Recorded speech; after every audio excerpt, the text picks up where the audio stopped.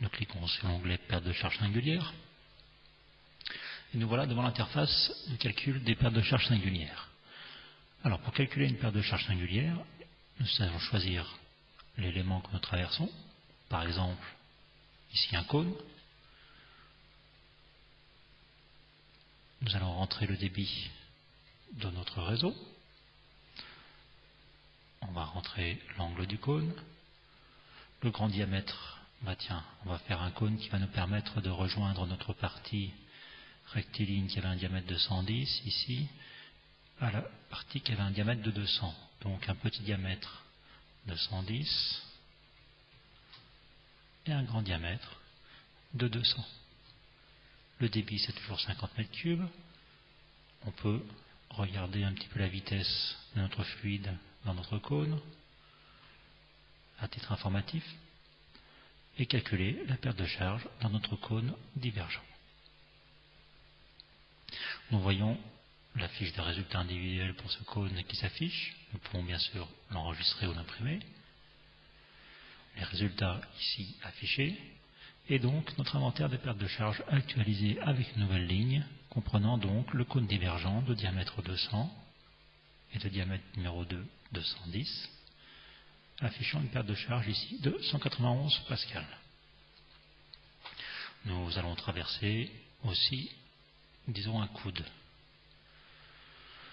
On va prendre un coude arrondi. Pour un diamètre 50, on va dire que le rayon de courbure va être 3 fois plus grand. Et un angle à 90 degrés. Nous calculons donc la perte de charge. Toujours la fiche de résultats individuels pour ce cas-là, reprenant bien sûr les paramètres et affichant les résultats que nous pouvons enregistrer ou imprimer toujours. Dans l'inventaire des pertes de charge, en bas, c'est actualisé une nouvelle ligne pour ce coude arrondi, notant sa perte de charge et les différents paramètres qui nous ont permis de le calculer. Soit ici 90 degrés, température de l'eau, etc. Donc voilà, calculer une perte de charge singulière est assez simple. Il suffit simplement de choisir l'organe que nous allons traverser. Nous avons des rétrécissements, alors par exemple des diaphragmes, des élargissements. Alors comment est organisée l'interface à ce niveau-là?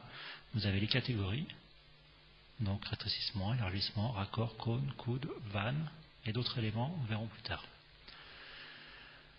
Dans les rétrécissements, nous avons diaphragme, rétrécissement brusque, sortie de réservoir, sortie de réservoir, départ de réservoir avec saillie, départ de réservoir profilé, rétrécissement oblique, rétrécissement arrondi. Dans les élargissements, qu'est-ce qu'on a? Entrée de réservoir et élargissement brusque. Dans les raccords, donc nous avons des raccords, donc des jonctions entre tuyaux. Et là, on peut calculer la perte de charge au passage de cette jonction, suivant le trajet du fluide. Il y a les cônes, donc on a vu, cône divergent, cône convergent. On a les coudes, donc coude arrondi ou bien coude à angle vif. Les vannes, robinet, boisseau, papillon.